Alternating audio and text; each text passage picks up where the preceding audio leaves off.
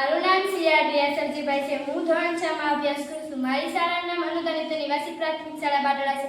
મારો તાલુકો સાવરકુંડલા છે. જિલ્લો અમરેલી છે. આજે હું તમને એક પ્રવૃત્તિ લઈને આવી રહી છું. તમને સમજાવીશ. વિદ્યુતના આવો વાહકો બલ્બ પ્રકાશિત થઈ શકે છે. તો આપણે તેની વિશે સમજાવીશું. પહેલું છે ગ્રેફાઇટ પેન્સિલ. આ પેન્સિલ છે, તેનો અણીવાળો ભાગ બલ્બ પ્રકાશિત થઈ શકશે? હા.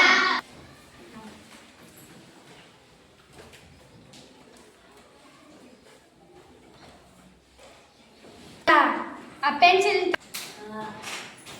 તો ગ્રેફાઇટ થી આનો પ્રકાશ થઈ શકે.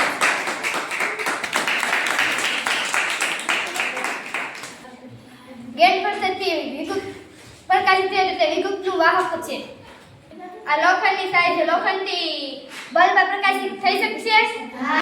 તો આપણે જોઈશું.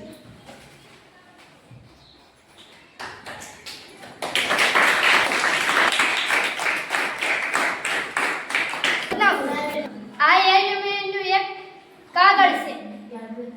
એલ્યુમિનિયમથી આ પ્રકાશ થઈ શકશે? આ કાગળથી બલ્બ પ્રકાશ થઈ શકશે? એલ્યુમિનિયમથી કાગળથી?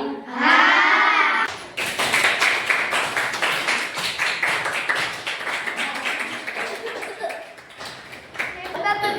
એટલે કે વિદ્યુતનું એક એલ્યુમિનિયમ વાહન કહેવાય. વીટી છે, તાંબાની વીંટીથી બલ્બ પ્રકાશ થઈ શકશે? હા.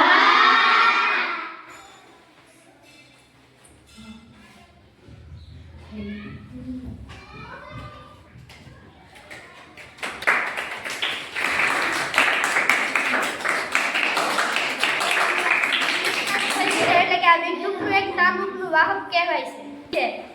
આ સાંદીથી બલ્બ પ્રકાશ બે છેડાવાળા કરશું તો બલ્બ પ્રકાશ થશે? હા.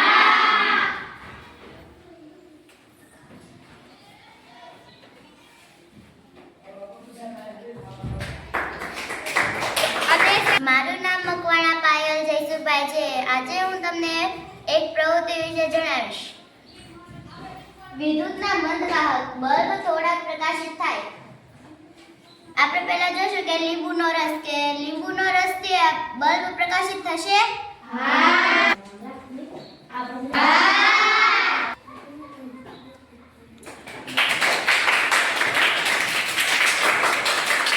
એટલે કે આને મંદ વાહક કહેવાય છે. આપણે જોશું કે પાણીથી બલ્બ પ્રકાશિત થશે?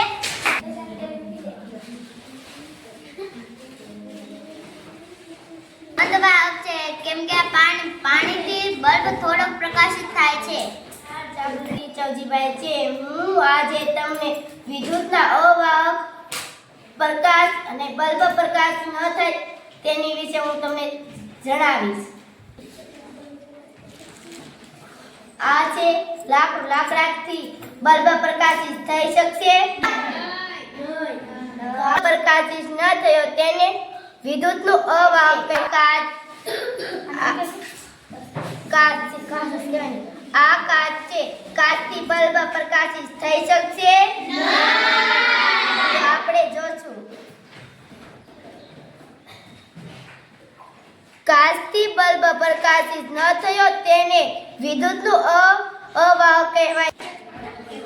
પ્લાસ્ટિકથી બલ્બ પ્રકાશિત થઈ શકશે? તો આપણે જોશું. તો પ્લાસ્ટિકથી બલ્બ પ્રકાશિત ન થયો તેને વિદ્યુતનું અવાહક કહેવાય છે. પ્રકાશિત થઈ શકશે? રબરથી બલ્બ પ્રકાશિત ન થયો તેને વિદ્યુતનું અવાહક કહેવાય છે.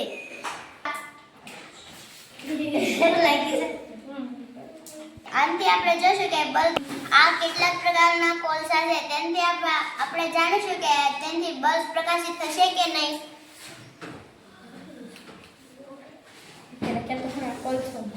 આ લાકડાનો કોલસો છે. તેનાથી આપણે જોશું કે બલ્બ પ્રકાશિત થશે કે નહીં. હા.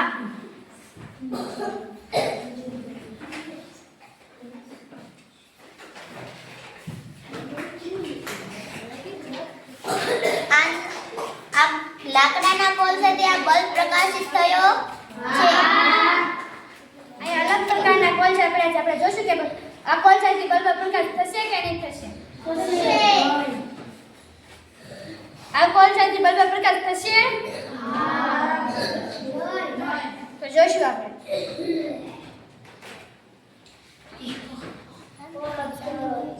આ કોલસાથી બલ્બ પ્રકાશ થયો નહીં એટલે કે એ અવાહક કહેવાય. વિદ્યુતનો અવાહક કહેવાય. તો આપણે બીજો કોલસો લેશું એનાથી પ્રકાશ થશે કે નહીં?